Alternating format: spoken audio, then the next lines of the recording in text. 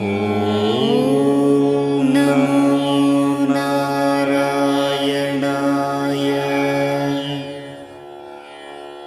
ஓம் நமோ நாராயணாய.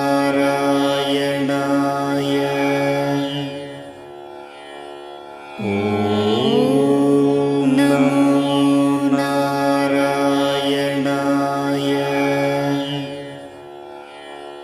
ஓம் நமோ நாராயணாய. ஓம் நமோ நாராயணாய.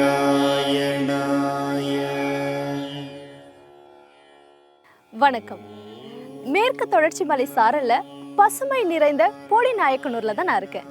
இந்த ஊருக்குன்னு நிறைய சிறப்புகள் இருக்கு. அதுல முதன்மையான சிறப்பு உங்களுக்கு நான் சொல்றேன். பொதுவா ஒரு ஊருக்கு சிறப்பு விருந்தினர்கள் வந்தாங்கன்னா பெரிய பெரிய மலர் மாலைகளை அணிவிப்பாங்க.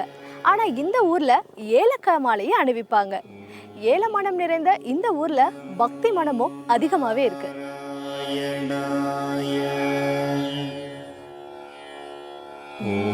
ஓம் நமோ நாராயணாய.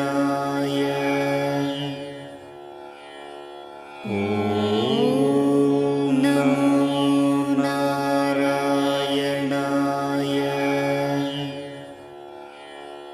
ஓம் நமோ நாராயணாய.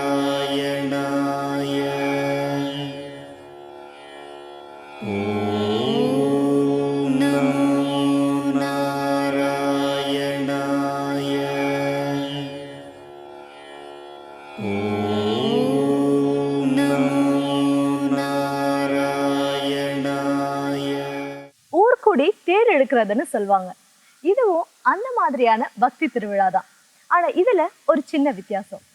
தங்கதுரைன்ற தனி மனிதருக்கும் திருப்பதி வெங்கடாச்சலபதிக்கும் இடையே இருக்கக்கூடிய அன்பு, புரிதல், பக்தியை வெளிப்படுத்தக்கூடிய திருவிழா தான் இது.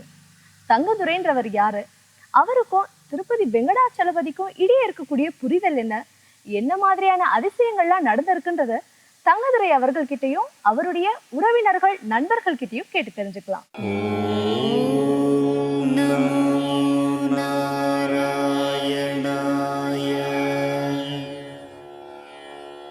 ஓம் நமோ நாராயணாய. ஓம் நமோ நாராயணாய. நேர்கள் அனைவருக்கும் வணக்கம். திருப்பதி பெருமாள்னா அவருக்கு பல கோடி பக்தர்கள் இருக்காங்கன்றது நம்ம எல்லாருக்குமே தெரியும். அதுல முக்கியமான ஒருத்தர் தான் இன்னைக்கு நம்ம சந்திக்க போறோம். எஸ், பெருமாள் மூலமா அவர் சந்திச்ச அதிசயங்கள், அற்புதங்கள் எல்லாமே அவர்கிட்ட நம்ம கேட்டு தெரிஞ்சுக்க போறோம். தங்கதுரை ஐயா இங்க வந்திருக்காங்க. அவர்கிட்ட டைரக்டா அவரை பத்தி நிறைய விஷயங்கள் கேட்டு தெரிஞ்சுட்டா இன்னும் சுவாரஸ்யமா இருக்கும் இல்லையா? வணக்கம் ஐயா. ஐயா, உங்களை பத்தின ஒரு சின்ன இன்ட்ரோ எங்களுக்கு கொடுத்தீங்கன்னா நல்லா இருக்கும். நான் ஏழை அவுள்காரமா மகன். என் சிறு வயதிலே அப்பா இறந்துட்டார். எனக்கு கூட பிறந்தவங்க 8 பேர் இருக்காங்க. அம்மா தான் எங்களை வளர்த்து வந்தாங்க. அம்மாவுடைய வளர்ப்பில் தான் நான் வளர்ந்து வந்தேன். அப்போ எனக்கு 17 வயசு இருக்கும்போது அப்போ பெரிய அண்ணாச்சி தனியாக போயிட்டார். அதுக்கு இளையவர் என் கூட நம்ம 2 பேரும் சேர்ந்து பிஸ்னஸ் பண்ணுவோம் அப்படின்னு சொன்னார். அப்போ 2 பேரும் சேர்ந்து இலவம்பஞ்சு வியாபாரத்தை 1967 ஆரம்பித்தோம். 67 ஆரம்பித்த உடனே நாம் திருச்சி, மதுரை இப்படி போகிற வாய்ப்பு கிடச்சது. திருச்சி, மதுரை போய்கிட்டு இருக்கும்போது வேலூரில் என் கூட படித்தவன் வேலூரில் வேலை பார்க்குறான். அப்போ அவன் திருச்சி பஸ்ஸில் என் கூட வந்தேன். எங்கப்பா இருக்க அப்படின்னு கேட்டான். இந்த மாதிரி நான் வேலூரில் இருக்கேன் அப்படின்னு. நீ என்ன செய்கிறேன்னு கேட்டான். நான் பஞ்சியாவாரம் பண்ணுறேன் அப்படின்னு சொன்னேன். பஞ்சியாவாரம் பண்ண எங்கள் ஊர்லேயும் வேலூரில் நிறையா பஞ்சு இருக்குது, நீ அங்கே வரலாம், அப்படி அங்கே நான் உனக்கு ஆர்டர் பிடிச்சி தரேன் அப்படின்னா. அதே மாதிரி அங்கே போனேன், நிறைய ஆர்டர் கிடச்சிது. அப்போ திருப்பதி நாங்கள் சொல்லிக்கிட்டு பஸ்ஸில் ஏற்றிக்கிட்டு இருந்தான். ஏன்டா திருப்பதி பக்கம்தான் இருக்கா, நான் போயிட்டு வருமான்னு கேட்டேன். உடனே அவனும் நானும் போன உடனே நல்ல வியாபாரம் நடந்ததுனால பெருமாள்கிட்ட போய் பக்கத்தில் இருந்து தரிசிக்கிறதுக்கு வாய்ப்பு கிடச்சிது. அப்போ அவர்கிட்ட நேர்ந்தேன். இந்த மாதிரி நான் இந்த வியாபாரம் நல்லபடியாக தொடர்ந்து நல்லபடியாக நடந்தால் இங்கே வேலூர் வாரப்பெல்லாம் உங்கள்கிட்ட வாரேன் அப்படின்னு சொல்லி நேர்ந்திருந்தேன். அதே மாதிரி மாதம் போகிறதுக்கு வாய்ப்பு கிடச்சிது. 17 வயசுலேயே எனக்கு மாதம் ஒரு தடவை திருப்பதி போகிறதுக்கான வாய்ப்புகள் கிடைக்கப்பெற்றேன். ஐயா உங்களுக்கும் பெருமாளுக்கும் எப்போ நெருங்கிய தொடர்பு ஏற்பட்டுச்சு அதை நாங்கள் தெரிஞ்சுக்கணும். 1972 73 நான் கேரளா மாநிலத்துக்கு வியாபாரத்துக்காக போயிருந்தேன். அப்போ போகிறப்ப தலைச்சேரிங்கிற ஊரில் நல்ல கலெக்ஷன் அன்னைக்கு. அந்த காலத்துலலாம் அப்போ 100 ரூபா தாள் கூட சரியாக வராது, ரேராகத்தே வரும். 5 ரூபா தாள் 10 ரூபா தாளே பெருசாக இருக்கும். 5 ரூபா தாளே அப்போ 2 ரூபா 5 ரூபா தாள் 5 ரூபா தாள் 10 ரூபா தாள்லே 35,000 ரூபா கலெக்ஷனு. ஒரு பைய நிறையா இருந்தது. அந்த பைய நிறையா எடுத்துக்கிட்டு சரி நேராக பெருமாள்கிட்ட போயிடுவோம், நம்ம நல்ல கலெக்ஷன் ஆச்சு அப்படின்னு நினச்சிட்டு ராத்திரிலாம் ஜெயந்தி ஜனதான்னு பாம்பே ட்ரெயின் தலைச்சேரியிலேருந்து கரி இன்ஜின்னு அப்போ அன்ரிசர்வில் ராத்திரிலாம் தூங்காமல் அந்த ரூபாயை பாதுகாத்து ரொம்ப கஷ்டப்பட்டு போனேன். ஒரு நிமிஷம் கூட தூங்காமல் கஷ்டப்பட்டு போய் 2 மணிக்கு ரேணிகுண்டாவில் இறங்கினேன். இறங்கி அங்கே குளிச்சுட்டு அப்படியே மேலே திருப்பதிக்கு 3 மணிக்கு போய் தரிசனம் பண்ணிவிட்டு அண்ணாச்சிக்கு தெரியாமல் வேகமாக வந்து அவருக்கு திருப்பதிக்கு போகிறதே தெரியாமல் வந்து 9 மணிக்கெல்லாம் வேலூரில் வந்து டிடி எடுத்துடலாம் அந்த ரூபாய்க்கு அப்படின்னு நினச்சிட்டு போகும்போது அங்கே என்னென்ன இப்போ தரிசனம் கிடைக்காது அப்படின்ட்டாங்க. ராத்திரி காலையில் 10 மணிக்கு தான் தரிசனம் அப்படின்ட்டாங்க. அப்போ இந்த 25 ரூபா டிக்கெட் வாங்கினா டைரெக்டாக போகலாம். அப்போ அந்த டிக்கெட் இருக்கான்னு கேட்டேன். அந்த எந்த டிக்கெட்டும் கிடையாது, இப்போ பிரம்மோச்சட்டம் எல்லா ஆல் டிக்கெட்டு கேன்சல்டு அப்படின்ட்டாங்க. அப்படியே மனசு சோர்வடைஞ்சிட்டேன். என்னடா ஆண்டவங்கிறதெல்லாம் இல்லை, நம்ம தான் கஷ்டப்பட்டு ராத்திரிலாம் தூங்காமல் கஷ்டப்பட்டு வந்தோம், இவ்வளோ கஷ்டப்பட்டதுக்கு ஒரு பலன் இல்லையேன்னு சொல்லி ரொம்ப வருத்தப்பட்டேன். மனசு அப்படியே நொந்து வேதனைப்பட்டு அப்படியே கண் கலங்கி உட்காந்துருந்தேன். அந்த நேரத்தில் பழையபடிக்கு என்ன பண்ணேன், இருந்தாலும் இந்த 25 ரூபாய் உண்டியில் போட்டுருவோம் அப்படின்னு தேங்காய் உடைக்கிற இடத்துல வெங்கல உண்டியல் அங்கே ஒன்று இருக்கும், அதில் 25 ரூபாய் போட்டுட்டு அப்படி ஒரு சாமி முன்னாடி இருந்து சாமியை கும்பிட்டு வருவோம் அப்படிங்க போத அங்கே ஒரு வருஷம் போய்கிட்டு இருந்துச்சு. இந்த வருஷம் என்ன வருஷம்னு கேட்டேன். இது சகசல அபிஷேகம் உதயாசேவ டிக்கெட்டு, இந்த வருஷம் சகசல அபிஷேக டிக்கெட்டு அப்படின்னானுங்க. அது 750 ரூபா அந்த டிக்கெட்டு. அப்போ கூட அது கிடைக்குமான்னு கேட்டேன். அந்த வயசில் 750 பெரிய தொகை, அப்போயே அது வாங்கலாமான்னு கேட்டேன். எதுவும் கிடைக்காது அப்படின்னு நான் சரி சாமி கும்பிட்டு திரும்பும்போது ஒரு பெரியவர், அவர் சேலத்துக்கார், அவர் வந்து தம்பி இங்கே வா அப்படின்னாரு. நாங்கள் 6 பேர் போகலாம், ஆனால் 5 பேர் தான் இருக்கோம். நான் ஆண்டவங்கிட்ட நினச்சேன் ஒரு நல்ல ஆளை கூப்பிடுன்னு. நான் கண்ணை மூடிட்டு நினச்சோன்னே நீ தான் கண்ணுக்கு தட்டுப்பட்ட. அப்போ நீ வந்து ஆண்டவனுடைய குழந்தா, நீ என் கூட வா அப்படின்னு கூப்பிட்டுட்டு அவங்க கூட வந்த ஆளுகளை 5 பேரையும் விட்டுட்டு என்னை அணைச்சி பிடிச்சி சாமி முன்னாடி நல்லா காட்டினார். சாமியை காட்டிட்டு பழையபடிக்கு எனக்கு பிரசாதமெல்லாம் பெரிய லட்டு அது இதெல்லாம் கொடுத்து சூதானமாக போங்க அப்படின்னு சொல்லி அனுப்பிச்சி விட்டார். அன்னையிலேருந்து ஆண்டவன் நான் இல்லைன்னு சொன்னேன், அன்னைக்கே ஒரு வெறி வந்துருச்சு ஆண்டவன் மேலே. அன்னையிலேருந்து நான் இந்த உதயாசேவ டிக்கெட் நம்மளும் வாங்கினா என்ன அப்படின்னு எனக்கு மனசுக்குள்ளே ஆழமான நம்பிக்கை வந்துருச்சு. நம்பிக்கை வந்து அப்புறமேல 82 எங்கள் அண்ணனை விட்டு தனியாக நான் வியாபாரம் பண்ணேன். தனிச்சு வியாபாரத்துக்கு வந்துட்டேன். தனிச்சு வியாபாரம் வந்துட்டு அந்த காலத்தில் பேங்க் லிமிட்டே எனக்கு 1 லட்ச ரூபா தான். பேங்க் லிமிட் 1 லட்சத்தை கூட அடைக்காமல் தீபாவளி நேரத்தில் நல்லா கலெக்ஷன் ஆகும். 1 லட்சம் வந்தால் 1 லட்ச ரூபாய்க்கு டிக்கெட் வாங்குவேன். டிக்கெட்டு உதயாசேவ டிக்கெட்டு, அதுக்கு பேர் லைஃப் லாங் டிக்கெட்டு. இன்றைக்கி 5 கோடி கொடுத்தாலும் அந்த டிக்கெட் கிடைக்காது, எத்தனை கோடி கொடுத்தாலும் அந்த டிக்கெட் கிடைக்காது. அந்த காலத்திலே இவர் எனக்கு வழிகாட்டினதுனால நானும் வாங்கணும் அப்படிங்கிற வாய்ப்பு எனக்கு வந்துச்சு. அப்போ கண்டினியூவாக மாதத்துக்கு ஒரு டிக்கெட் வாங்கணும் அப்படிங்கிற எய்மில் 12 வருஷம் போராடி 12 டிக்கெட் வாங்கினேன். அப்புறம் நான் வாங்குறத பார்த்து என் நண்பர்கள்லாம் அந்த தரிசனம் பண்ணோன்னே பெரிய பெரிய ஆளுகளை எங்களுக்கு வாங்கி கொடுனாங்க, நிறையா பேர்த்துக்கு வாங்கி கொடுத்தேன். அதனால் நான் அடிக்கடி போகிறதுக்கு வாய்ப்பு கிடைச்சது, பெரிய ஆளுக தொடர்பும் கிடைச்சது இந்த டிக்கெட் மூலமாக.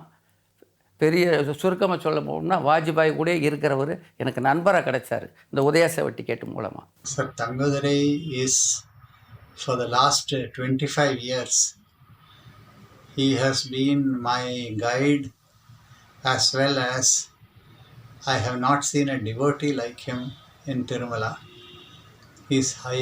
His devotion is so much that he is so highly respected even in the temple, and I am fortunate to have met him. Quite accidentally I met him, but I'm fortunate to have got a friend like him who has been taking care of me and taking me to Tirumala for the last 25 years regularly. He is God's gift to mankind. ஐயா வாழ்க்கையில் ரொம்ப முக்கியமான தருணம் திருமணம். உங்களுடைய திருமணம் எப்போ நடந்துச்சு அண்ட் உங்களுடைய பிள்ளைகளை பற்றி எங்கள் கூட பகிர்ந்துக்கோங்க. 1975 எனக்கு திருமணம் நடந்துச்சு. திருமணம் நடந்த உடனே எனக்கு வந்து பொண்ணு ஒன்று ஆண் ஒன்று. என்னோடய பேர் சாந்தா தேவி, நான் மிஸ்டர் தங்கத்துறையோட ஒய்ஃபு. அது ஒய்ஃபுன்றத விட அதையும் தாண்டி அதுக்கு முன்னாடியே என்னோடய அம்மாவோட ஓன் பிரதர் இவர். அதனால் எங்கள் சின்ன வயசுலேருந்தே எங்களுக்கு தெரியும். ஆனால் பெருமாள் பக்தங்கிறது எங்கள் மேரேஜுக்கு அப்புறம் தான். மேரேஜுக்கு முன்னாடி திருப்பதிக்கு போயிருக்காங்க. ஆனால் எங்கள் மேரேஜுக்கு அப்புறம் தான் ரொம்ப தீவிரமாக பெருமாளை கும்பிட ஆரம்பித்தார். என் பொண்ணு பிறந்த வீட்டுக்குள்ளெல்லாம் 30 days ஆகிறதுக்கு முன்னாடியே கோயிலுக்கு பெருமாள் தெரியாமல் போயிட்டு வந்துடுவார். யார் 30 நாள் போகக்கூடாதுன்னு சொல்லுவாங்க, தெரியாமல் போயிட்டு வந்துடுவார். அவ்வளோ தூரத்துக்கு ரொம்ப அதுலேயே அப்போவே ரொம்ப பக்தி ஆகிட்டார். ஃபஸ்ட்டு பெண் குழந்தை, ரெண்டாவது வந்து ஆண் குழந்தை. அப்போ நான் குழந்தை பிறந்த உடனே எனக்கு எத்தனை குழந்தை பிறந்தாலும் திருப்பதி எதுலையும் கல்யாணம் பண்ணணும் அப்படின்னு ஒரு வைராக்கியம் எடுத்தேன். அப்போ வந்து பார்த்திங்கன்னா நான் என் பிள்ளைக்கு வந்து கல்யாணம் ஆகி 2 வருஷம் ஆகி குழந்தை இல்லை. 1 yearல அபார்ஷன் ஆயிடுச்சு. 2 yearsக்கு அப்புறம் தான். பட் நான் வெளியே காட்டிக்கிட மாட்டேன். என் பிள்ளை கல்யாணத்துக்கு 720 பேரை தனி ரயில் மூலம் கூப்பிட்டு வந்தேன். ஆனால் என் பிள்ளைக்கு பிள்ளை இல்லை. எனக்கு வந்து என் பிள்ளை வந்து என்ன ராதா வல்லையான்னு கேட்டேன் இந்த வளைகாப்புக்கு. இல்லை அவள் சங்கடப்படுறா அப்படின்னு என் ஒய்ஃபு சொன்னாப்புல. அப்போ நான் அந்த உதயசேவை டிக்கெட் ஒரு டிக்கெட் எடுத்துகிட்டு அதில் 6 பேர் அலவுடு, யாரையும் கூப்பிடலை. நான் ஒருத்தனாக எடுத்துகிட்டு போய் தண்டு பக்கத்தில் சாமி முன்னாடி இப்படி உட்காந்து இப்படி பார்க்கலாம் அவரை. இப்படி பார்த்துக்கிட்டு அவர்கிட்ட நான் பேசுகிறேன். என்ன பேசுகிறேன், இந்த மாதிரி எல்லாம் நம்ம உடன் பிறந்தவங்களுக்கெல்லாம் கல்யாணம் நடந்துச்சு, குழந்தை பாக்கியம் கிடச்சாச்சு. நான் திருப்பதியில் வந்து 720 பேரை கூப்பிட்டு வந்தேன். கூப்பிட்டு வந்ததுக்கு என் பிள்ளைக்கு பிள்ளை இல்லை. என் பிள்ளைக்கு பிள்ளை இல்லை, அதை பற்றி நான் கவலைப்படல. ஆனால் உங்கள் மெரிட்டு குறையுது, அதை பற்றி நான் ரொம்ப வேதனைப்படுறேன். திருப்பதியில் கல்யாணம் பண்ணால் அவன் பிள்ளை இல்லைன்னு சொல்கிறது உங்கள் மெரிட்டு குறையது எனக்கு கஷ்டம். என் பிள்ளைக்கு பிள்ளை இல்லை, அதை பற்றி கவலை இல்லை. ஒன்றுக்கு நீ ரெட்டை பிள்ளையாக கொடுத்துருந்தேன்னா எனக்கு ரொம்ப சந்தோஷம் அப்படின்னா வந்த உடனே எனக்கு இங்கே வந்தால் என் பிள்ளைக்கு 2 ரெட்டை பிள்ளைங்க. சொல்ல முடியாத ஒரு சந்தோஷம் ஆக்சுவலாக நான் வந்து கம்பெனி போயிட்டு அந்த டைமில் வந்துட்டுருக்கேன், ஆஃபீஸில் ஒர்க் பண்ணிட்டு வந்துட்டுருக்கேன். அப்போ தான் போய் செக் பண்ணப்போ நியர்பை டாக்டர் ஒருத்தங்க சொன்னாங்க உங்களுக்கு இரட்டை குழந்தைகள் அப்படின்னாங்க. ஐயா, பெருமாளுடைய அனுகிரகங்கள் எல்லாமே உங்களுக்கு எப்போ முழுமையாக கிடைச்சதா நீங்கள் உணர்ந்தீங்க? பெருமாளுடைய அனுகரணங்கள் வந்து பூர்ணம் கிடைக்கிறதுக்கு ரொம்ப கஷ்டப்படணும். வேதனையும் சோதனையும் மாறி மாறி வரும், அதெல்லாம் தாங்கணும். 20 வருஷத்துக்கு ஒரு லெவல் கிடைக்கும், 40 வருஷத்தில் ஒரு லெவல் கிடைக்கும். இந்த மாதிரி போராடித்தே வந்திருக்கேன் நான். போராடி வர நேரத்தில் 2016 இப்போ 2016 டிசம்பர் 20ஆம் தேதி ஆஸ்பத்திரியில் நான் அட்மிட் ஆனேன். அப்போ வந்து டாக்டர் வந்து ரொம்ப இதாகிடுச்சு, நீங்கள் வந்து 1 or 2 days வச்சுட்டு நீங்கள் கூப்பிட்டு போங்க அப்படின்னு சொல்லிட்டார். பிளாக்கு வந்து மோர் தென் 90%, ஸோ வெரி சீரியஸ். அதனால் சேஃபாக பார்த்துக்குங்க அப்படின்னு சொன்னாங்க அவங்க. 29ஆம் தேதி டாக்டர் வீட்டுக்கு தூக்கிட்டு போய் சொல்லிட்டாங்க. 4 உயிர் பழைக்காது, தூக்கிட்டு போயிருங்க அப்படின்ட்டாங்க. என் ஒய்ஃபு வந்து வேணா 2 நாள் வச்சு பாருங்க அப்படின்னு சொல்லியிருக்காங்க. இதை வந்து பெரிய என்னை சார்ந்த பெரிய officer, income tax officer, IAS officer Narayan sir, இவங்கெல்லாம் போய் டாக்டர்கிட்ட கட்டால் இதே பதிலே டாக்டர் சொல்லிட்டார். அவர் அப்போலாவில் இன்றைக்கி இருக்கார், டாக்டர் சத்யமூர்த்தி. 5 வருஷம் முன்னாடி ரொம்ப சீரியஸாக இருந்தார், கிரிட்டிக்கல் கேரில் இருந்தார். அப்போ சொல்லாதது கஷ்டம்னு சொல்லியாச்சு எங்களோட ஃபேமிலி கிட்ட. சொந்த பந்தங்கள் எல்லாம் வந்துட்டாங்க. நான் அதை பற்றியே கவலைப்படலை. அவர் பெருமாளை மட்டும் பார்த்துக்கிட்டு ஸ்ரீ வெங்கடேஸ்வராய சரணோ பிராப்தே, என் உடல் பொருள் ஆவி எல்லாம் நீ தான், நீ இதே என்னை பார்த்துக்கணும், கூப்பிட்னாலும் கூப்பிட்டுக்கோ அப்படின்னு சொல்லி அவரை மட்டும் நினச்சிக்கிட்டு இருந்தேன். வேறு எந்த எண்ணமும் எனக்கு ஓடலை. யார் வந்து பார்க்குறவங்கள சரி பாட்டு போய்கிட்டே இருந்தேன். அப்புறம் ஒரு அந்நேரத்தில் என் பையன் வந்து நான் ஜனவரி 1க்கு நான் எப்பயும் என் மெத்தையிலே பெருமாள் படுப்பார். மெத்தை கொடுக்கணும் பெருமாளுக்கு ஜனவரி 1க்கு. என் பையனை போய் கொடுத்துட்டு வாடா, மெத்தை கொடுத்துட்டு வாடான்னு சொன்னேன். அங்கே இங்கே 2 மரம் இருக்குது, சாமி மரம் இருக்குது. அந்த மரம் வந்து சாமிக்கு தான், அந்த காய் அது வந்து ஃபுல்லாக பெட்டு இருக்குது, அந்த மரம் தான். என் பையனும் அண்ணாச்சி பையனும் போக மாட்டேனானுங்க, உங்களை இந்த நிலைமையில் விட்டுட்டு நாங்கள் போக மாட்டோம் அப்படின்னா. டேய் மெத்தையை கொண்டு போய் பெருமாள்கிட்ட ஒப்படைங்க, அப்புறமேலு என் உயிரை வந்து அது வரைக்கும் நான் இருப்பேன், போயிட்டு வாங்கடா அப்படின்னு சொல்லி அவங்கள கட்டாயப்படுத்தி அனுப்பிச்சி விட்டேன். ஹார்ட் பம்பிங் ரொம்ப வீக்காக இருந்தாச்சு அந்த டைமில். 30% தான் ஹார்ட் வேலை பண்ணிட்டு இருக்கு. அதனால லங்ஸில் கன்ஜெஷன் வந்து ரொம்ப மூச்சு கஷ்டம் எல்லாம், ரொம்ப மூச்சு திணறல் எல்லாம் இருந்தாச்சு. ஆஞ்சியோவுக்கு வேண்டி பிளான் பண்ணுறாங்க.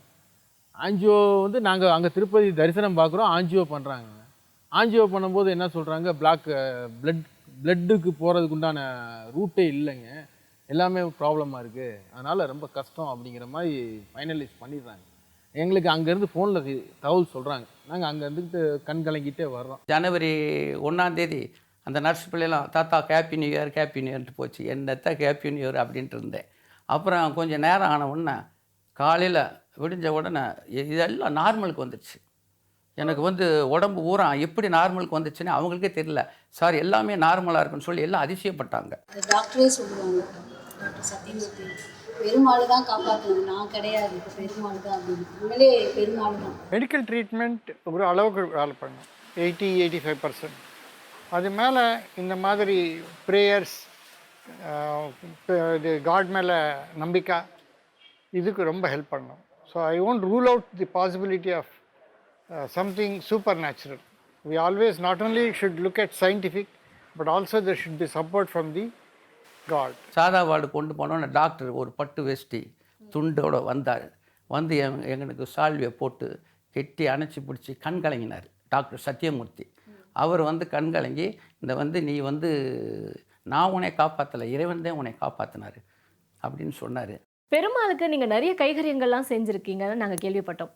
அதில் என்னெல்லாம் செஞ்சுருக்கீங்கன்னு எங்ககிட்ட சொல்லுங்கய்யா. நான் முதல்லலாம் முன்னாடியெல்லாம் உண்டியில் தான் போட்டு வந்தேன். அப்போ பெருமாளை பார்க்கும்போது இவருக்கு நகை செஞ்சு போட்டணுன்னு ரசனை எனக்கு தோணுச்சு. தோணின உடனே பாதம் நான் வந்து இந்த உதயசேவை டிக்கெட்டில் போகிறதுனால சாமி முன்னாடி உட்கார வேண்டிய பாக்கியம் எனக்கு கிடைக்கும். அப்போ சாமி பாதத்தை எடுத்து கழுவுவாங்க. அந்நேரம் நான் இந்த பாதம் செஞ்சால் என்ன அப்படின்னு மனசில் நினச்சேன். அப்போ நம்ம புது பாதம் ஒன்று செஞ்சு வைப்போம் அப்படின்னு அனுமதி கேட்டேன் கோயிலில், தேவஸ்தானத்தில். அவங்க பாதம் இப்போ காஞ்சிபுரத்துக்காரன் கொடுத்துருக்காங்க. அவர் காஞ்சி காமாட்சி, அவர் பெரிய இது கோயிலில் இருந்து வந்திருக்கு.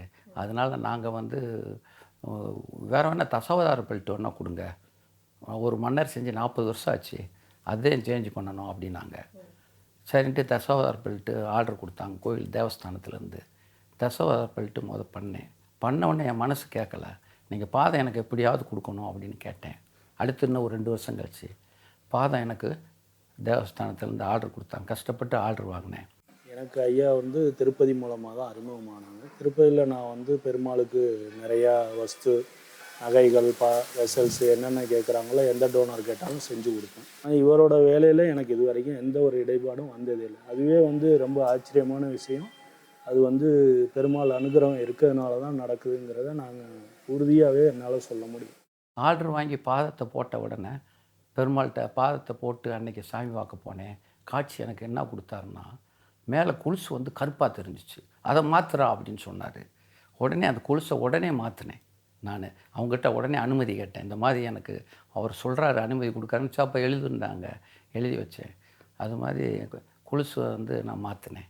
மாற்றினவுடனே அப்புறம் 2 ஆண்டு கழித்து, தங்கோதர் என்ன ஒன்றுமே பண்ண மாட்டேங்கிற நீ பெருமாளுக்கு, இந்த மாதிரி வைரமும் தங்கமும் நிறையா இருக்குது, இதுவரையிலும் பெருமாள் பிறந்த காலத்தில் பிளாட்டினமே வந்ததில்லை, நீ ஒரு பிளாட்டினத்தில் ஒரு பூனல் பண்ணு அப்படின்னாரு.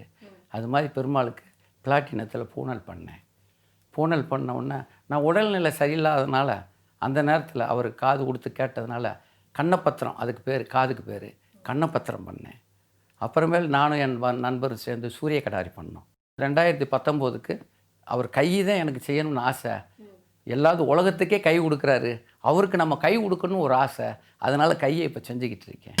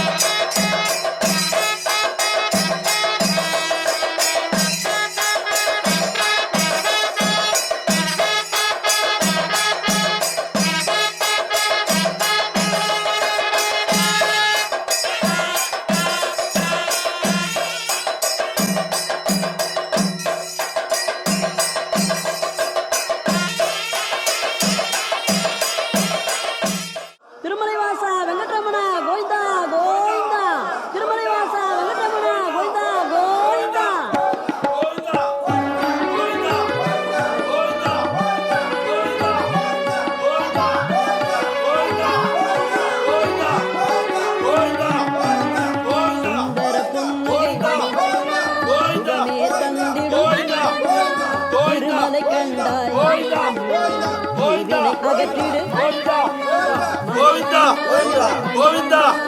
மனதே நிறைவாய் மணிவண்ணா மணிவண்ணா எங்கள் மணிவண்ணா மனதே நிறைவாய் மணிவண்ணா மங்கள வடிவம் மணிவண்ணா மன இருள் தீர்த்திடு மணிவண்ணா சப்தகிரீசா மணிவண்ணா சரணடைந்தோமே மணிவண்ணா மணிவண்ணா எங்கள் மணிவண்ணா மனதே நிறைவாய் மணிவண்ணா மணிவண்ணா எங்கள் மணிவண்ணா மனதே நிறைவாய் மணிவண்ணா